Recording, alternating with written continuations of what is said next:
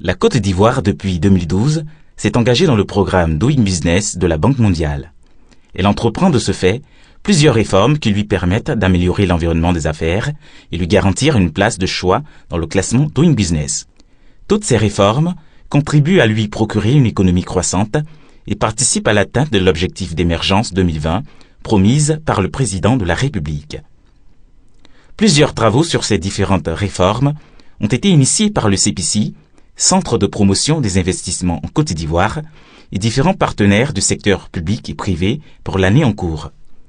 À l'occasion de la remise des différentes conclusions des travaux, le CPC a organisé le 26 septembre 2014, à l'espace Latry Event, un atelier portant sur la présentation et remise officielle de l'agenda 2015 des réformes Doing Business au gouvernement Focus Doing Business 2016.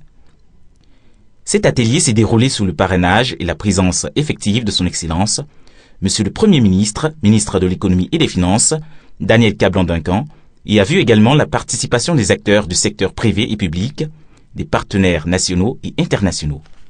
Il a débuté par la restitution des travaux des différentes commissions. Ces commissions avaient chacune un temps d'intervention pour exposer sur leurs travaux. Ce sont la commission en charge de la création d'entreprises dirigée par Madame Teignan Sandrine, la commission en charge de l'octroi du permis de construire dirigée par Monsieur Missou Oua Missou, la commission en charge du transfert de propriété dirigée par Monsieur Animel Jean Chrysostome, la commission en charge de l'obtention de prêts dirigée par Yoboué Doo, représentée pour l'occasion par Monsieur Koulibaly Jules, la commission en charge du commerce transfrontalier dirigée par Monsieur Fadiga Kaladji, la commission en charge du paiement des impôts, taxes et cotisations sociales, dirigée par Monsieur Boni Alex, la commission en charge de l'exécution des contrats dirigée par Monsieur Indri Justin, la commission en charge du règlement de l'insolvabilité et la protection des investisseurs dirigée par Monsieur Toto Quadio Noël, la commission en charge du raccordement à l'électricité dirigée par Monsieur Ngoran Norbert.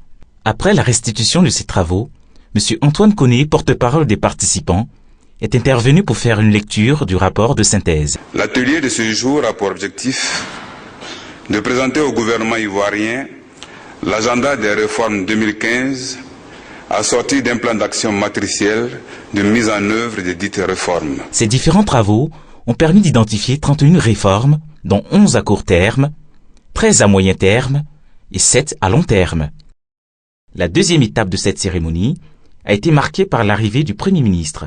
Madame Cassandra Colbert, représentante de la Banque mondiale, a ouvert la série d'allocutions. Elle a félicité le gouvernement pour tous ses efforts et salué son engagement pour cette cause. Cependant, certaines réformes ont besoin d'être accentuées afin de permettre à la Côte d'Ivoire d'être l'un des meilleurs réformateurs du monde. Du groupe de la Banque mondiale, je me permets de féliciter les autorités ivoiriennes pour les réformes qui ont été achevées depuis les 2 dernières années en Côte d'Ivoire. Je vous engage, vous tous, du secteur privé, de la société civile, où que vous vous trouviez, de vous rejoindre aux autorités ivoiriennes pour que, dans un temps limité, la Côte d'Ivoire se retrouve non pas au top des 10 réformateurs, mais au premier pays réformateur de l'Afrique subsaharienne. Monsieur Essis Espel Emmanuel, DG du CPC, est intervenu pour la présentation de l'agenda des réformes.